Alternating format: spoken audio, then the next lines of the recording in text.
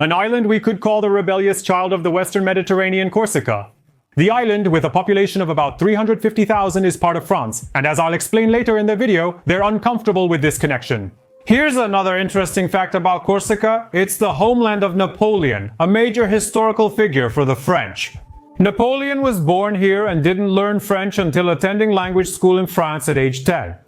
Let's see where Corsica is located. The island is located in the southeast of France, close to the Italian mainland and north of Sardinia, which belongs to Italy.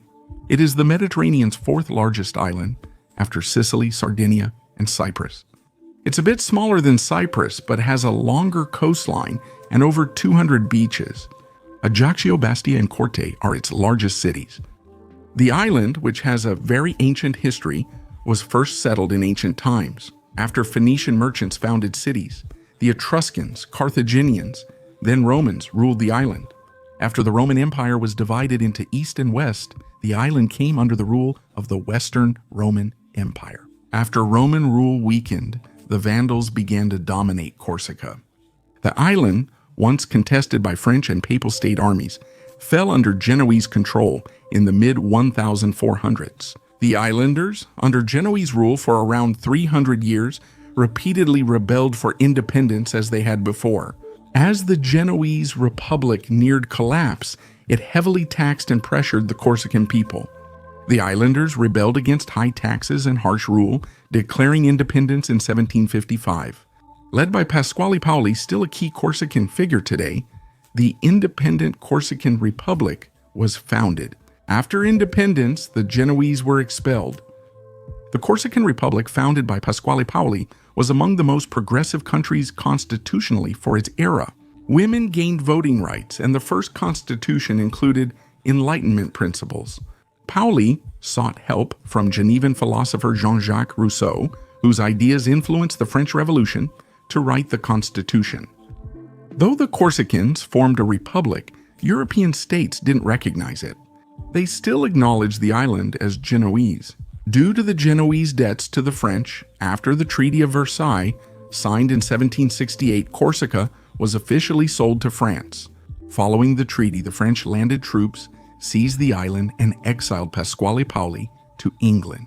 During the French Revolution, backed by the English, Pasquale Paoli returned to Corsica and resumed the fight for independence. They drove the French out of the island.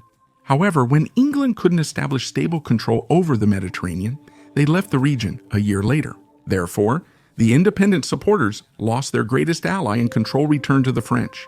The island, too. It was under Italian occupation for a year during the World War II.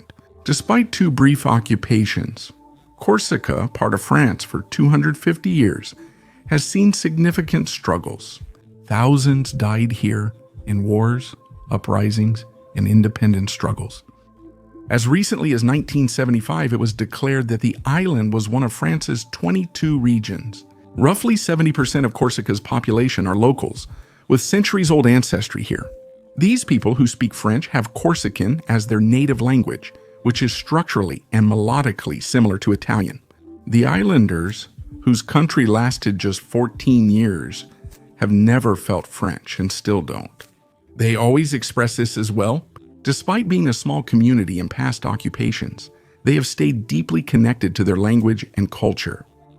Although under foreign rule for centuries, Corsicans never lost their desire for independence. The island still witnesses many protests and demonstrations for independence. In all these protests, the slogans, "We have no shared destiny with France" and "France out" are used frequently. Some protesters resort to violence and readily clash with French police. This group is called the Corsican National Liberation Front. The Corsican National Liberation Front, founded soon after Corsica became one of France's 22 regions, is considered illegal across Europe. This separatist group claims Corsicans are a separate nation from the French and bases its actions on this belief. They never hesitate to resort to violence in their actions for the sake of the independence they seek based on this idea. The organization, now a major threat to French security, targeted French banks, government buildings, populated areas, and tourist centers in Corsica, declaring the island should belong to Corsicans. They even targeted television transmitters broadcasting French channels and French contractors on the island. The organization says it acts to protect the island's natural and cultural structure and has completed over 5,000 actions so far.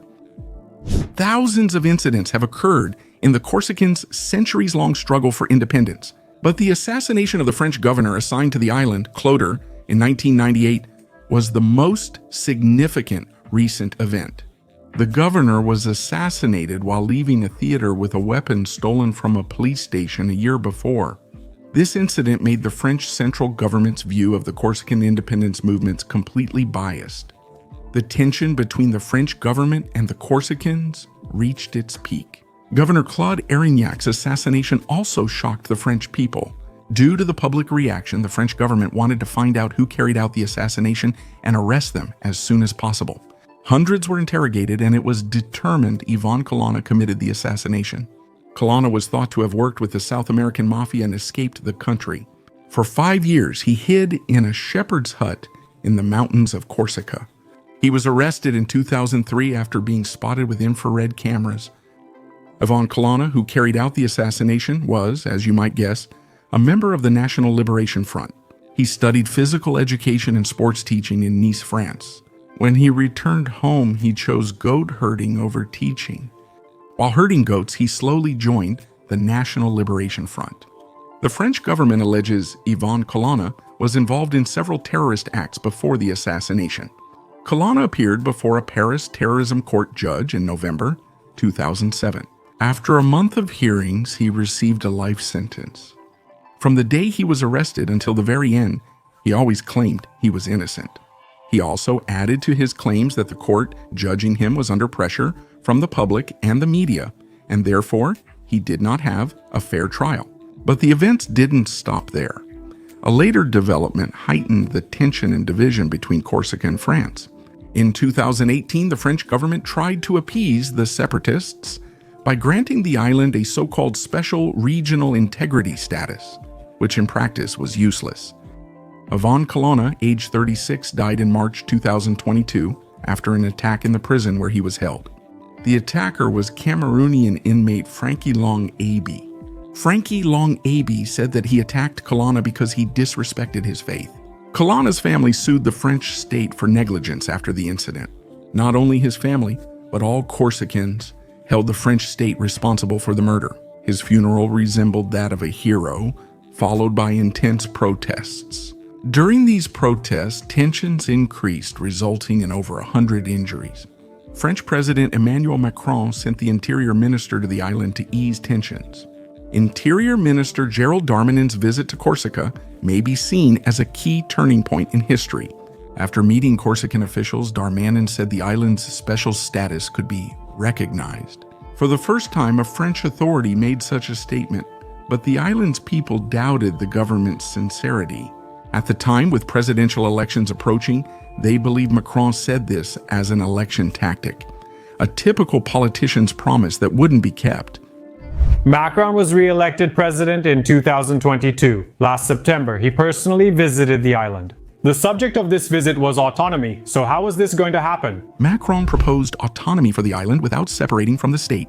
The president described this offer as historic and said that it would not be autonomy against the state or autonomy without a state, but autonomy for Corsica and for the Republic. The French government wants this autonomy to have a model of autonomy that will be included in the French constitution. In this way, they think they will prevent Corsica from breaking away from France constitutionally.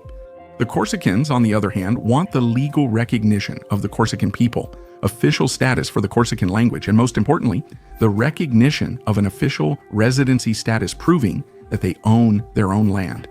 Today, separatist opposition members hold 46 of the 63 seats in the Corsican Regional Assembly. The 17 pro-France deputies believe the French constitution should be followed except in health, education, and taxation. Emmanuel Macron told Corsican Regional Assembly representatives that a constitutional text would be drafted in 6 months, and public education would be bilingual, including Corsican. He also said 500 million euros would be directly invested in the island's environment and infrastructure. The French press called Emmanuel Macron's visit and comments historic. We'll see if these promises are kept and how satisfied the Corsicans are with the proposed constitution. Before ending the video, here are two historical details about the topic. Pasquale Paoli, the island's top national symbol, was also Napoleon's mentor, and Napoleon, in his youth, fought for Corsica's independence against the French. Pasquale Paoli considered Napoleon's father a traitor, so he had no sympathy for Napoleon. After Pasquale Paoli's request, Jean-Jacques Rousseau, who helped write the Constitution, commented on Corsica in the social contract. "I sense this small island will someday amaze Europe.